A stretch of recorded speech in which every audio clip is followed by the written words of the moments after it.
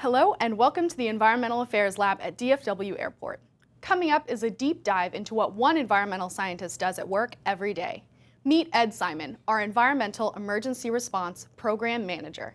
He takes care of all the accidental spills and releases that happen at DFW and makes sure that they are handled safely for people and our planet. Hello kids, my name is Ed Simon, the Environmental Emergency Response Program Manager at DFW Airport.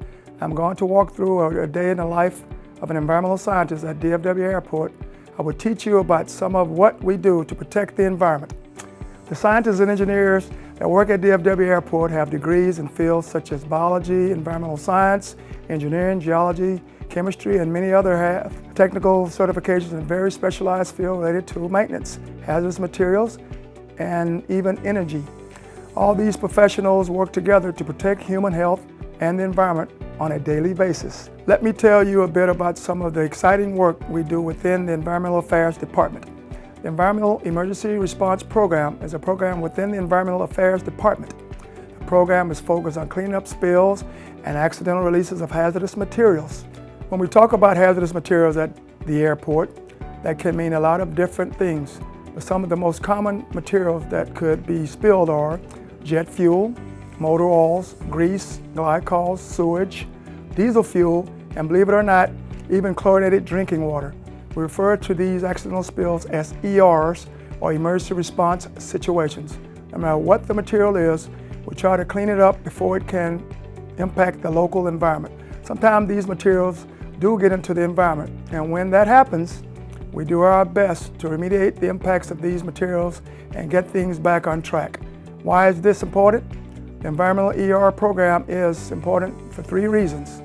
Number one, we're required by state and federal regulatory agencies to keep the environment clean. The second reason, cleaning up hazardous materials keeps the ecosystem balanced and protects the local wildlife.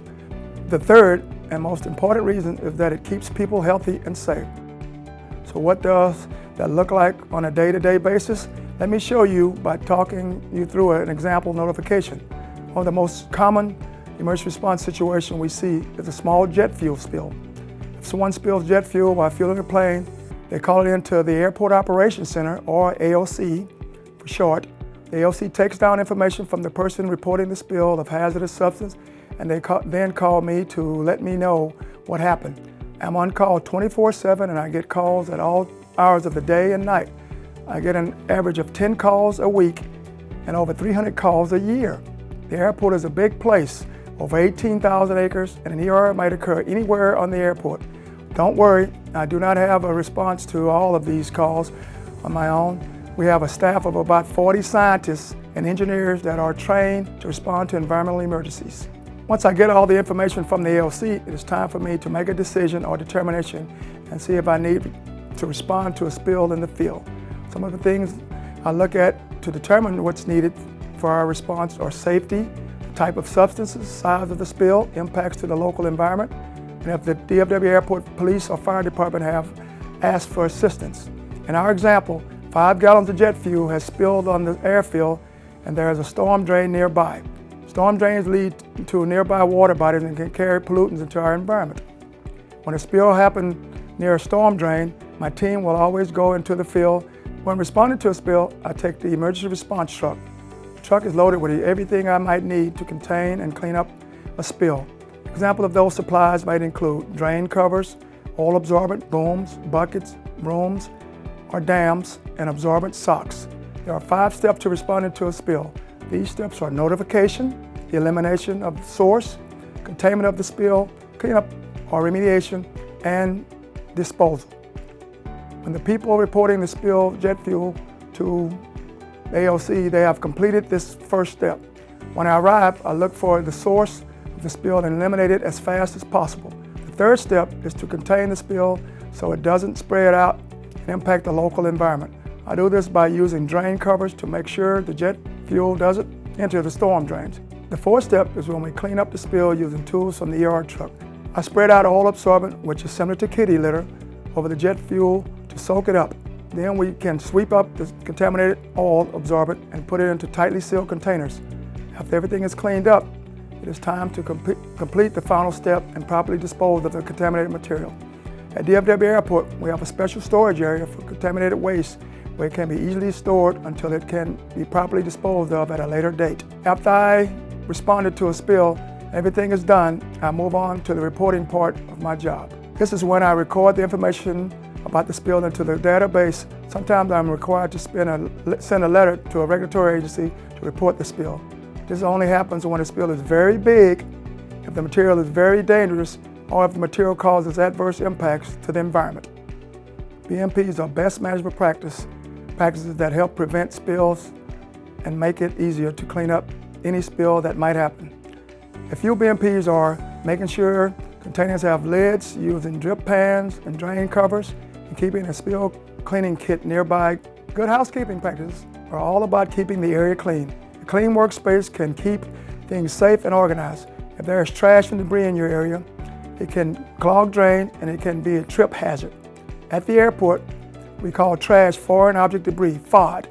FOD is particularly dangerous at airport because it causes millions of dollars of damage to aircraft and potentially endanger passengers. At DFW Airport, we have BMPs including structural controls like all water separators that help us catch spills before they impact the stormwater. We also regularly inspect chemical storage areas, trash compact areas, and equipment and vehicle storage areas to reduce the number of preventable spills that happen on DFW Airport. You probably have BMPs that you use in your own home. Do you make certain that your household chemicals have lids? You might even store them in a dedicated location. These are great examples of BMPs. Some of the things you can do are keep your garage and driveway clean, store chemicals and paints in tightly sealed containers, and regularly inspect your vehicles for leaks. A few spill cleanup tools to have nearby are kitty litter, old rags to soak up spills, a broom and dustpan to clean up materials, and a bucket to collect and dispose of materials. You can also learn to dispose of chemicals properly at home by going online to your city's website. Most cities have a household hazardous waste program where you can learn how to recycle things like old batteries, electronics, paints, cans, used oils, and even light bulbs. Just remember to collect these items and other chemicals. These things should never be thrown into normal trash, poured down the drains, or left outside where they can get washed into the storm drains. I have a tabletop model here to help you visualize what this process looks like. I'm going to demonstrate spill and spill cleanup and how we clean up spills here at DFW Airport. When there are spills on the ground, say in your driveway at home, let's use this as a spill. It looks dark like that because it's a petroleum product. And what happens to that spill when it rains, it's all washed down the streets and into storm drains, and it goes into the creeks, and it eventually enters the rivers and streams and impacts the environment. Here at DFW Airport, when there's a spill, let's say, for instance, there's another spill on the ground, what we do is go out in our ER truck. We have tools such as kitty litter, oil absorbent, and we put the oil absorbent down on the spill and it absorbs up the oils on the ground. Also, we have pads, spill pads that we use to clean up the spills. And we'll go out and we'll put the pad down and it absorbs it up also as well.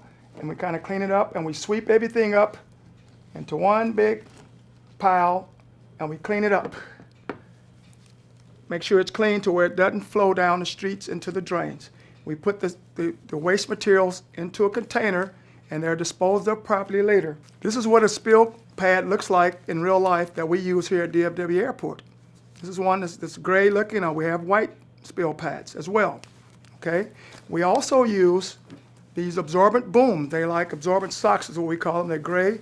They have pads in them that absorbs chemicals, oils and greases. We put these down in front of the drains. It absorbs up everything. We pick these up and we also dispose of these properly as well. And that's how we do spill cleanup here at DFW Airport. Thank you. Well, kids, that's what a day in the life of an environmental scientist at DFW Airport look like. Just a reminder that you can practice some of these things at home to protect the environment. We can work together to make our community and our world a safer place for all of us to live in. If you have any questions, please use the Ask the Scientist feature on the website. I would love to answer any questions you might have about what we do to protect the environment. Thank you. Did you enjoy that video? Are you interested in learning more? Use our Ask a Scientist feature to email us questions, and we will get back to you with an answer. Thank you for watching.